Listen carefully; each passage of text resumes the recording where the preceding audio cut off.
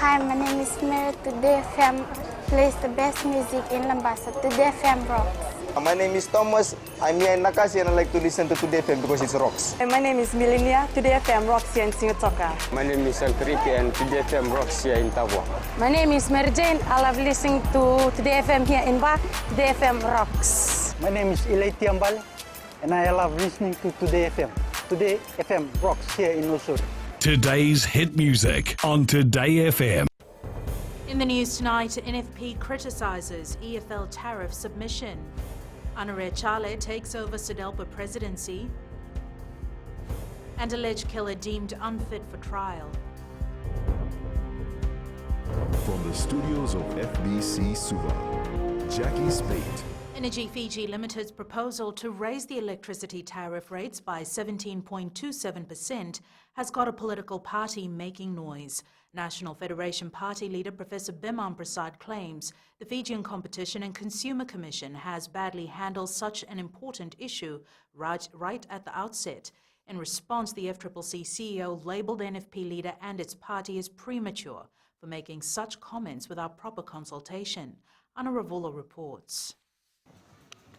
War of words between NFP and FCCC surfaced today, all due to EFL proposing an increase in tariff rates.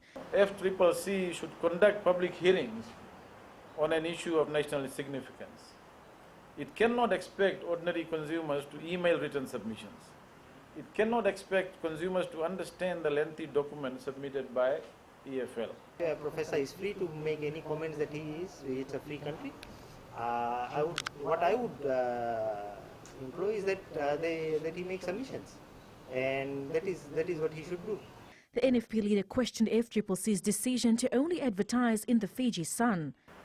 Placed an advertisement in the Fiji Sun newspaper only, obviously in accordance with government's current policy, or should I say ill-conceived policy of only advertising in one newspaper, assuming that people only buy one newspaper. As far as public coverage is concerned, it's not that it's not a story about Fiji Times, Fiji Sun, this and that. And again, look, I'm not a politician, so I won't get into all this political, all this political mess. The FCCC chief executive has made it clear that the NFP leader should have consulted him first before making any comments. I think it's rather irresponsible that he goes out and makes statement that FCCC is biased and this and that. Meanwhile, EFL has proposed increases between 5 to 8 cents per unit across various categories. Written submissions on EFL's proposed tariff increases must reach the FCCC by the 14th of next month. Anna Ravulo, FBC News. We now cross live to Anna Ravulo, who was at the party press conference earlier today. Anna, we understand the NFP leader made various comments at the press. So what more did he have to say? Jackie, National Federation Party leader Professor Biman Prasad did make a lot of comments today. He talked about FSC's announcement that this year would be the lowest forecast price for sugarcane, which he claims has dampened the morale of sugarcane growers. Now, he claims that the sugarcane growers are struggling to prep for the start of the season due to severe constraints. Now, meanwhile, Fiji Sugar Corporation, in a statement this afternoon, mentioned that they will not respond to third-party comments. Now, Professor Biman Prasad also mentioned in his press conference this afternoon various environmental issues, and he also talked about the ban on Professor Bridge Lal and Padma Lal entering the country. Jackie. Thanks so much for that update, Anna. In light of the ongoing conflict issues in SODELPA, the party is now embarking on a major shake-up, with the management board making major changes to the party's leadership hierarchy by accepting the resignation of its president Ratunaingama Lalambalavu and Rodona Takalayale. The board has also confirmed the appointment of Anare Chale as acting president and Viliamenga Voka as acting vice president. Sitiveni Rambuka remains as party leader. Ali Kimbia with the details. Now, the acting president and chair of SODELPA's management board, Anare Chale, has clarified why Ratunaingama resigned as president. Ratunaingama Lalambalawu had resigned from the position of president, and the reason that the load is heavy. He has been looking after his political responsibility in addition to the load of looking after the Vanua. Chale also confirms a setup of an independent committee to investigate grievances brought forward by SODELPA youth leader Tsoapi Koroisevo and another senior member of the party. Mr. Chope Koroisevo's allegations, as you know, he has raised some grievances with the party. It's been in the paper, so there's nothing to hide. We deal in a transparent way. So he had raised the issue. The party has taken it on. We want a conclusion to that matter. Rilame Ngavoka has also been appointed as one of the vice president of the party. Interestingly, senior vocal members like Nikona Waikula, Mosese Mbulitavo and Aseri Randondro have not been considered by the board in one of the leadership positions within the party. Ali Kimbia, FBC News. The Fiji Revenue and Customs Services VAT monitoring system has been able to detect fraud running into thousands of dollars. This has been revealed by Chief Executive Viswanath Das, adding that these were carefully planned tactics that were used but obviously not above the law. Rachel Nath with the details. Since its launch in 2017, the VAT monitoring system has been able to capture fraud, tax evasion and non-compliance. When we did phase 1 and phase 2, some pharmacies reported to us that, they discovered fraud to extent of $200,000, for some period of time. It was happening in their business and they didn't know. One pharmacy, from the West reported, discovering a loss of about $50,000.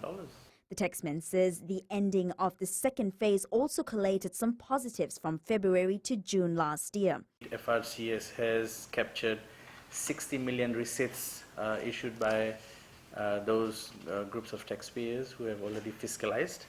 That means through this system, we have seen the processing of $1.6 billion of sales in Fiji. So that means through that we have achieved a total output VAT of 120 million. The third phase will comprise of 9 sectors. Now these include accommodation, architecture and engineering, construction, real estate agents, commercial health care services, food services, freight services, wholesalers and manufacturers, and service stations. So in the third phase, we are looking at fiscalizing somewhat 16,000 plus taxpayers. The third phase of the EMS will end in July. Rachel Nath, FBC News. The Suva High Court has stated that a man who allegedly murdered a security officer earlier this year is not fit to stand for trial. The man in this case is 21-year-old Fabiano Dakai, who is charged with 1 count of murder. Pranita Prakash was in court and filed this report. Fabiano Dakai allegedly used an axe and killed a security officer in Wainrandra, Navua on February 4th. The incident happened when the victim was sleeping. Dakai underwent a psychiatric evaluation as part of a court order, and the report was read in court today. The report states that Dakai is not fit to take part in the court proceeding as he is mentally unstable. The state adds this result will now require an inquiry to determine whether Dakai will remain in the remand centre or be admitted to the St. Giles Hospital. However, the High Court judge raised concerns that keeping the accused in remand could be a risk to others' lives. Meanwhile, in an earlier sitting, the state had informed the court the accused had admitted to the offence. Dakai revealed he tried to be David and killed the security officer, whom he referred to as Goliath. Goliath is described in the Christian biblical book of Samuel as a Philistine giant defeated by the young David in a single combat. Also in his admission, Dakai said he killed the man because he practiced witchcraft. The matter has been adjourned to June 10th for the state to decide whether they will proceed with the charge. Pranita Prakash, FBC News. Still to come, economist calls for a balanced budget. And seafare and freight prices to be reviewed. Details after the break.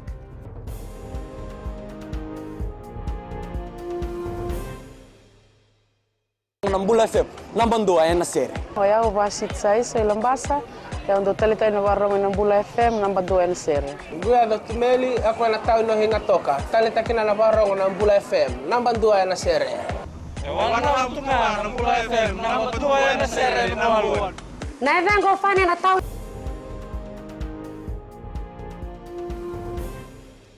It's time for the government to announce a balanced budget. The last two budgets were a deficit of 4.7% and 4.5% of gross domestic product respectively.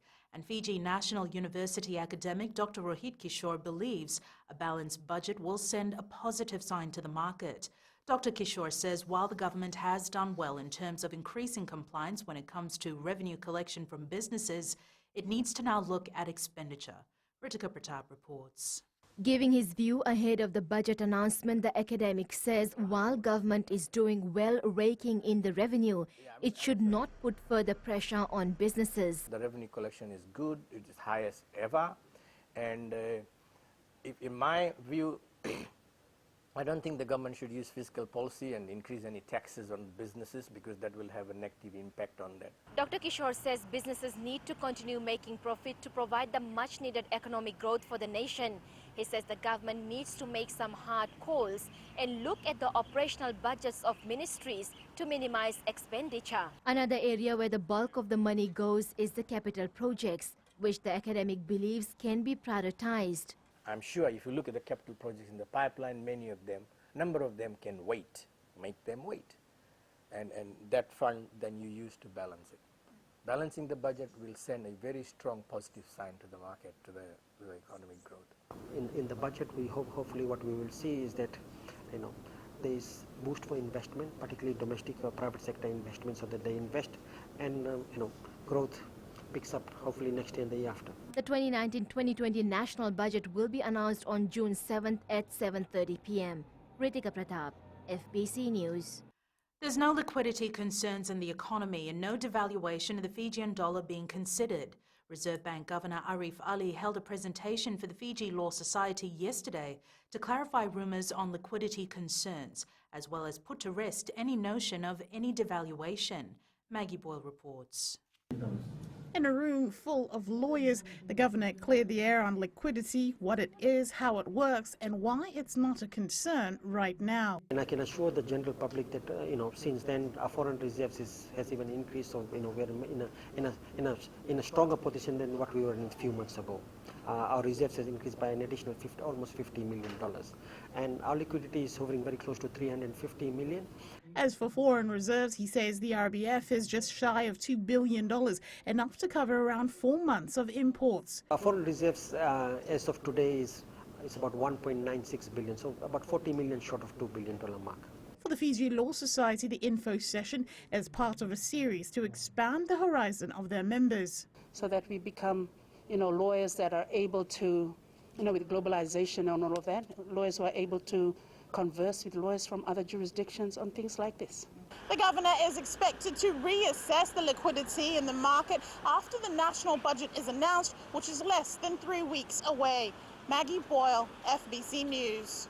The Fijian Competition and Consumer Commission will review the shipping and freight rates this year. Chief Executive Joel Abraham says they have not received any complaints in this regard.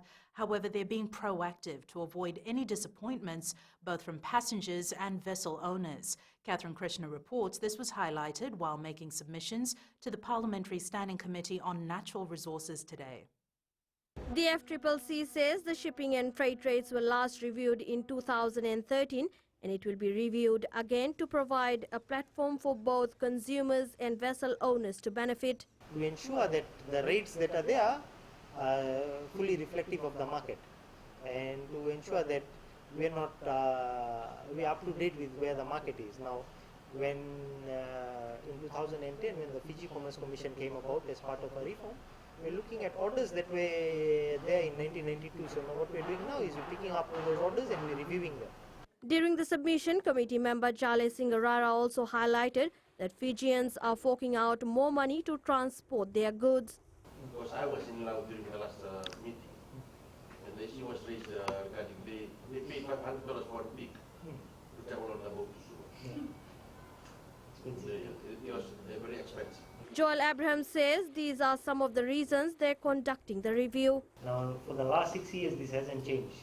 Now, while the vessel operators may come up and say this hasn't changed, but this is worked to the advantage of the consumers, because rates have remained constant over the last 6 years. The FCCC also revealed that fare and freight prices of certain routes which were applicable in the 1990s will also be changed under this review, which will be conducted later this year. Catherine Krishna, FBC News. The Biosecurity Authority of Fiji has banned the importation of live animals from Australia and New Zealand. Agriculture Minister Dr. Mahendra Reddy says this follows the discovery of a new disease in the two countries. Dr. Reddy says the ministry does not want to import new diseases as the country is trying to control brucellosis and tuberculosis. He says they are doing embryo transplants with the cattle to get high-yielding animals to improve the meat and dairy industry. Meanwhile, in March this year, Fiji also banned the personal importation of pork and pork-related products from the two countries due to the spread of the African swine flu that kills pigs. There is a current delay on the construction of the new Vorovoro Bridge in Tailevu. The Fiji Roads Authority says this is due to contractual issues. Sainiani Boiler visited the village and files this report.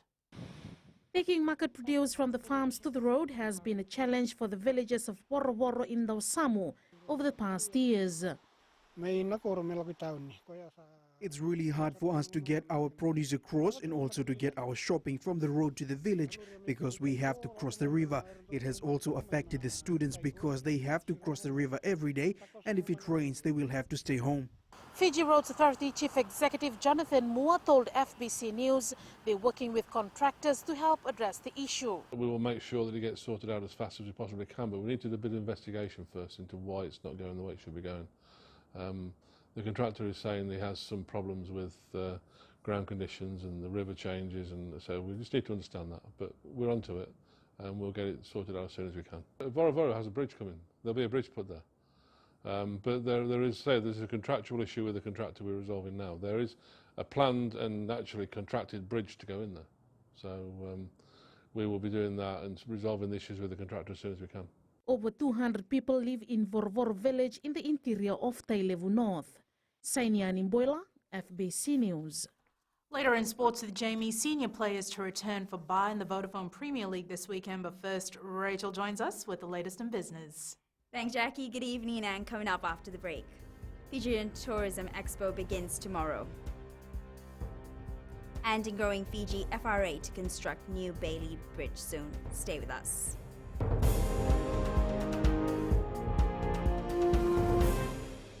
For the best classic hits, I only listen to Gold FM here in Singapore. Gold FM, only the classic hits. My name is Seni Rawa. I love listening to Gold FM here in Nosuri. Gold FM, only the classic hits. My name is Dino.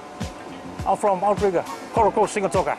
I love listening to Gold FM, only the classic hits. My name is Salote. I love listening to Gold FM here in Nosuri. Gold FM, only the classic hits. Bula, my name is Marida. Gold FM plays the best classics here in Outrigger.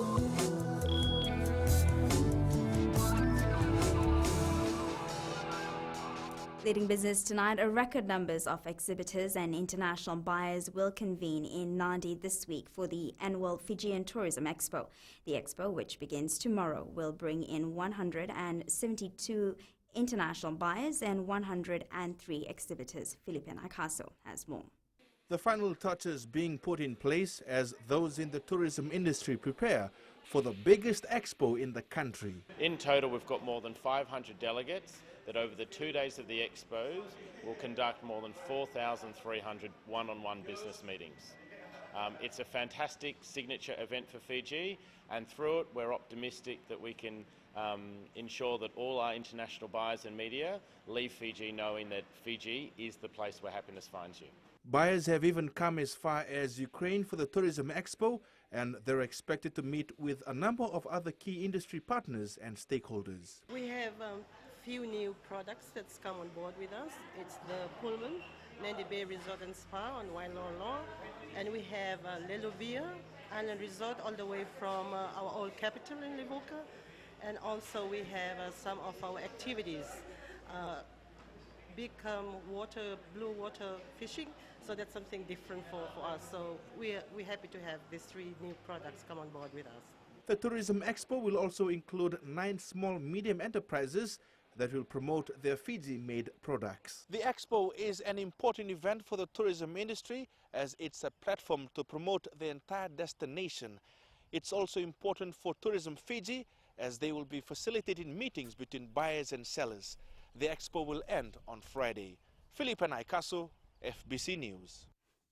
The role of business reporters is more important now because of the economic information that needs to be dispersed within the communities, as journalists are the only link between the private sector, the government and the people.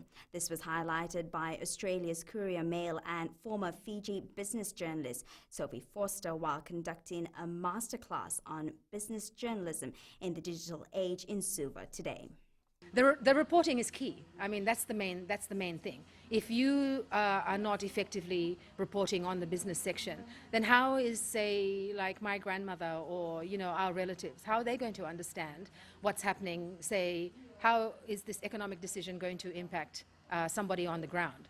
You can't expect people to understand everything, and that's our job as journalists to translate that for them into language that they can understand. And we now join Sinifa from HFC Bank with the latest from the money world. The US dollar hovered near a 4-week high today, supported by higher US yields after the United States eased trade restrictions on Chinese telecommunications equipment maker Huawei Technologies. The move came as a relief to markets hit by escalating trade tensions between the United States and China, though analysts said sentiment remained fragile with tariff negotiations between the world's two largest economies yet to produce a durable solution. Japan's exports fell 2.4% in April from a year earlier, down for a 5th straight month, in a sign of weakness in extended demand compared with a 1.8% decrease expected. Closer to home, Australia's central bank chief said he'll consider easing monetary policy at next month's meeting to drive faster hiring, saying unemployment needs to fall below 5% to help return inflation to target. Low's confirmation of an easing bias followed by release of minutes of their Reserve Bank's May's policy meeting, where it said recently downgraded growth forecast would have been lower if they hadn't incorporated current market forecast for 2 rate cuts.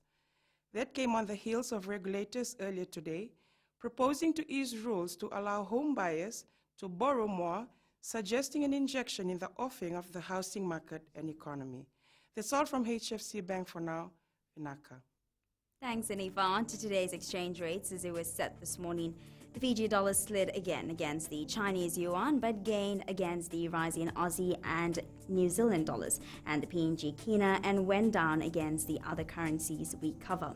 Looking at the commodities market, the price of oil continues to drop and ended the day at $62 a barrel.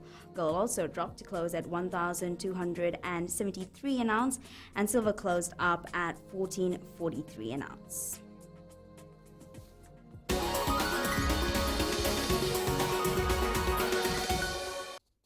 And in Going Fiji tonight, the Fiji Roads Authority will soon begin construction of the new Bailey Bridge at Vesidrua in Senganga. FRA contractors were mobilized to the site to conduct prep works. A significant area beside the existing bridge has been cleared to allow for the assembly of the Bailey Bridge before it is installed. FRA aims to open the temporary bridge in late June or early July. It will accommodate the legal weight limit of 32 tons. Meanwhile, the LTA continues to monitor the weight limits for vehicles crossing the bridge.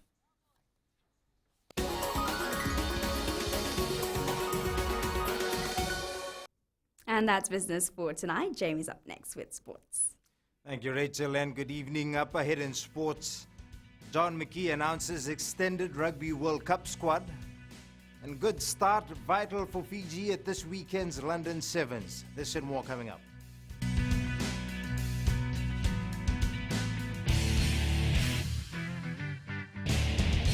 Hi, I'm Jyotishma. I'm from Singatoka. I love listening to Mirchi FM. Mirchi FM is hot. Mirchi FM is #1. I'm Charlene Robert. Mirchi FM rocks in Lambasa. I'm Soname Nasori Jackson. Mirchi FM is hot. My name is Raymond Dutt. I'm in Baba Singh Alliance. Mirchi FM is hot in Lambasa. I'm Kritika from Jax Nasori. I love listening to Mirchi FM here in Nasori. Mirchi FM is hot. Mirchi FM, it's hot.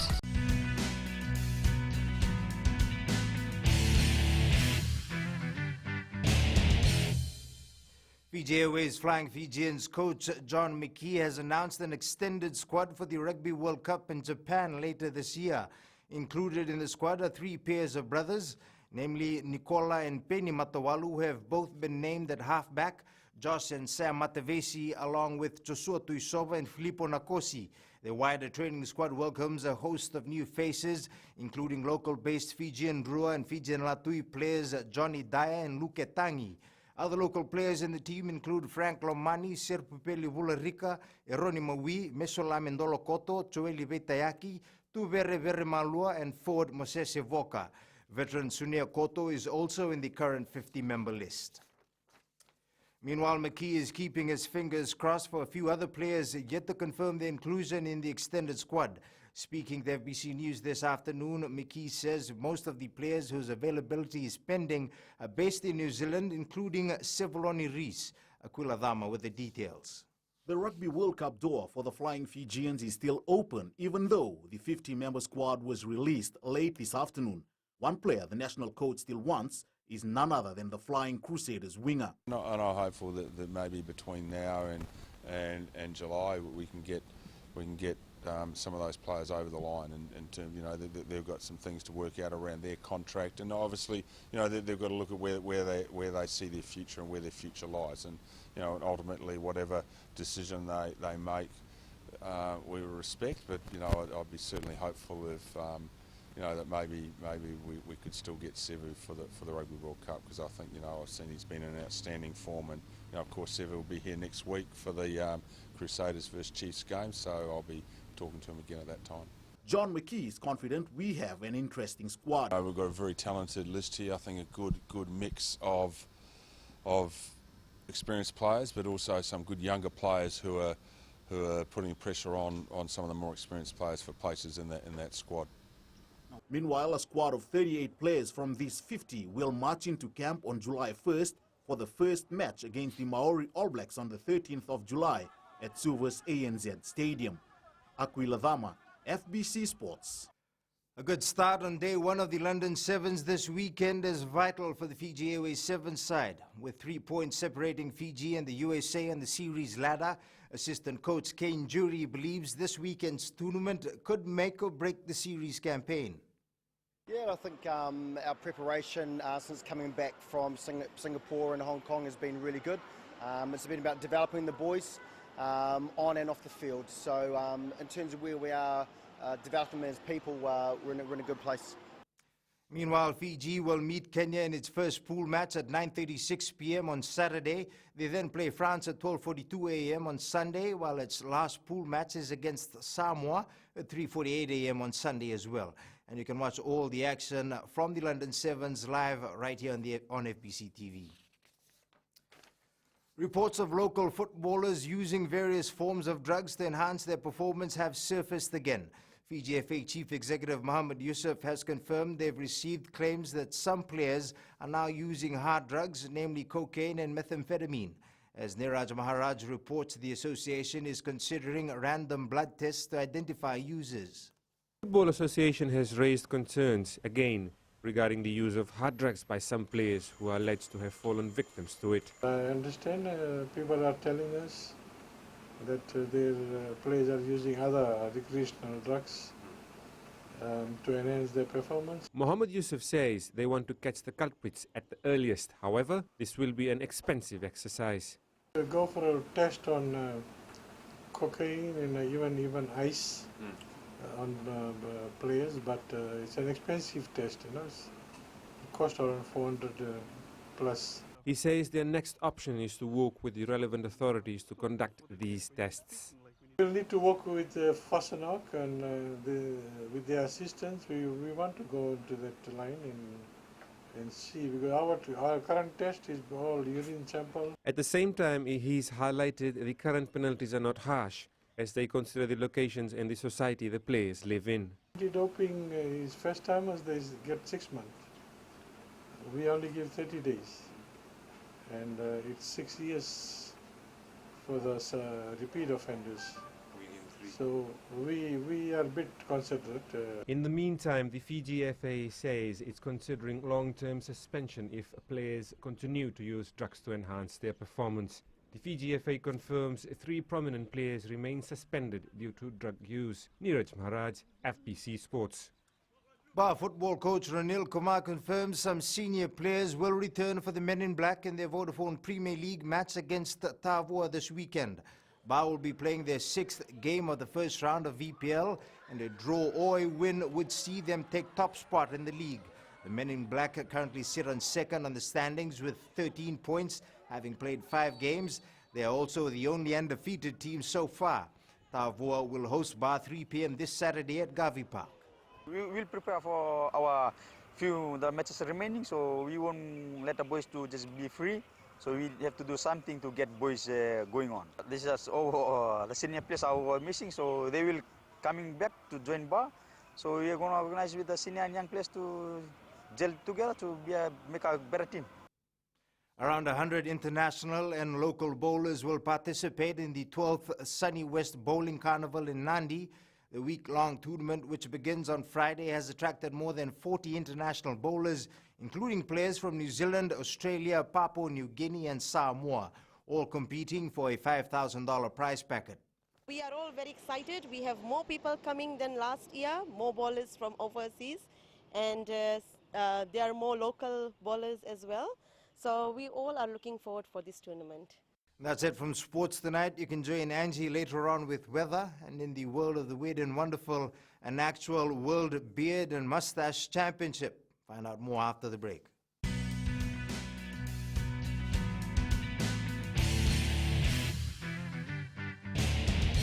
मैं नवनीत नंद नंबोलुम्बुआ से जैसे फ्रेंडी note मशहूर है वैसे radio Fiji 2 भी सभी जगह मशहूर है। रेडियो फिजी 2 देश की धड़कन। सीमा नकाशी से मैं रेडियो फिजी 2 पसंद करती हूँ सुनने के लिए।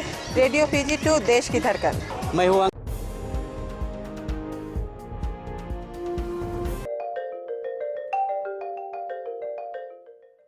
It's weather time now with Angie.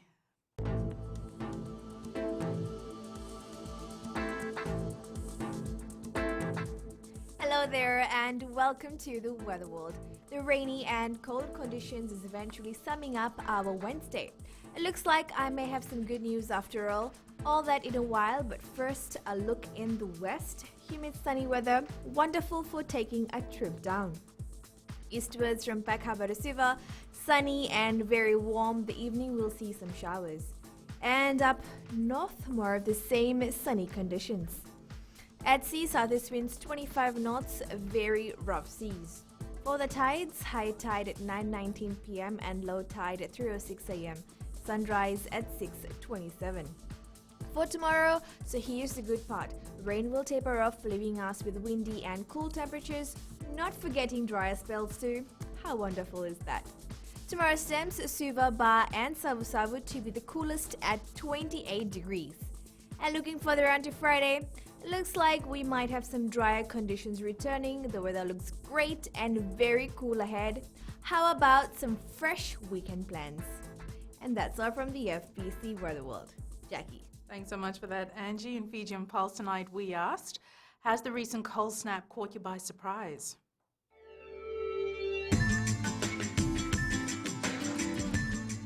I wouldn't say I was caught by a surprise, but I'm quickly adapting to this cold weather, and I'm already enjoying it. Well, actually, it was unexpected.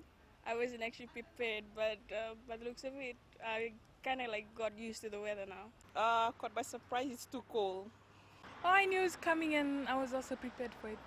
I prepared myself for the upcoming cool weather. Yes, we all prepare for it because the season is very cold. It wasn't surprising though.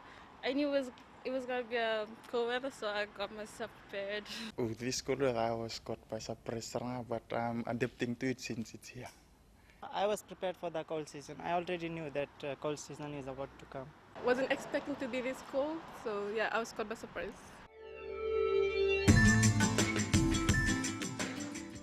In the world of the weird and wonderful, especially for men who love to grow their beard, have you ever wanted to compete in a facial hair off? If so, you're in luck. Recapping the main stories for tonight, NFP criticises EFL tariff submission. Anare Chale takes over SODELPA presidency and alleged killer deemed unfit for trial. For these stories and others, tune in daily to our sister radio station Gold FM. Our poll question, we're asking, should speed bumps be installed along the Nausori-Nakasi corridor? Visit the FBC website to answer. Before we go, there's a sunrise and a sunset every single day, and they're absolutely free, so don't miss so many of them. That's by Joe Walton, and our beautiful shot of the day was taken at Malamala Beach Club, sent in by Sefa Volau. Remember, you can send us newsworthy pictures and videos on email fbcnews@fbc.com.fj or share it with us via Facebook page FBC News. You can follow and tweet us your news tips at FBC_news or simply hashtag FBC News. That was your FBC News for tonight. From the team and I, stay safe, stay warm. Good night.